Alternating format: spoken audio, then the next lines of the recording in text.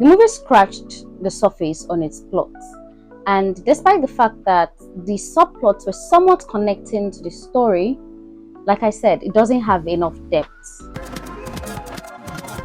Hey there, Veroni here. My name is B to the A to the R to the O to the N to the I, and you're welcome back to GeminiBreed TV. Today, I'm going to be reviewing When Love Strikes.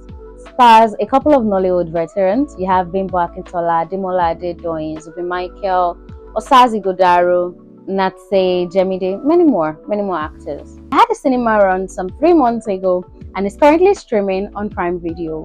When Love Strikes is a story of a budding football player who has its challenges, from an antagonist from the opposite team to false paternity to career doubts. The movie scratched the surface on its plot, and despite the fact that the subplots were somewhat connecting to the story, like I said, it doesn't have enough depth. The character development was not fully explored. Osas Ighodaro's character it felt one-dimensional. Her backstory and motivations were not fully explored. She was jobless throughout the entire film. She didn't have a job. And then when she, Mama, and CJ were explaining to IBK the reason why he didn't have a present father from childbirth up until that moment, it was just a talk. There was no sit-down, heart-to-heart felt conversation between them that shows, oh, we were pained about this and why this happened, or this is how we're going to move forward. 20 years of this boy's life has passed, and this boy felt like he has lived a life. Now, you cannot just pass that information knowing fully well that this boy has a game coming up in a week or less than a week, and having a brief conversation about it in passing in the kitchen doesn't cut it. It also baffles me that the father just walks up to him and be like, oh, I heard that you heard this information and this is it. I just want to come and support you. I have a game ahead. This boy's mental health has already been destabilized. 20 years.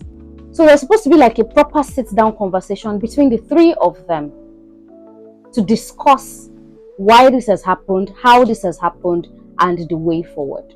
The football angle was good, and the way they shot the football sequences made me feel like I was watching an actual African Premier League game. But the coach, he was not invested in his players.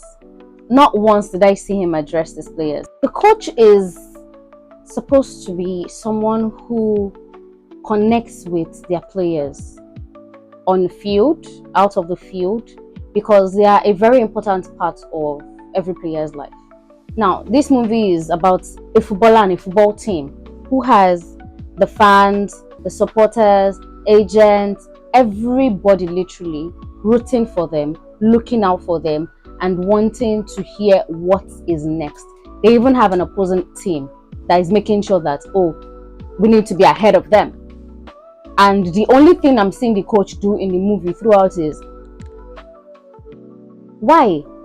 It's supposed to be like, you know, a heart-to-heart conversation between him and his key players, him and his team as a whole. Even when they were having their warm-up, there was no conversation between them. In the locker room, there was no conversation between the coach and the team. This is poor character development and lazy directing. The love affair between IBK, Ngozi, and Opara was not deep enough. I feel like they could have explored a lot more options. If Opara is antagonizing their romantic relationship and is also antagonizing him on the field, then it should have been a stronger opponent to him. When he goes to meet Ngozi in front of IBK and carries her hand and kisses her at the back of her hand, and he goes, that's all there is. We don't know if they were friends before. They could have portrayed that they were friends before, or maybe they were previous lovers, or maybe he's also trying to win her heart, or maybe something has happened between them. Also, they could have used her father as an antagonist, especially when, you know, it was like, oh, why would you come and visit my daughter?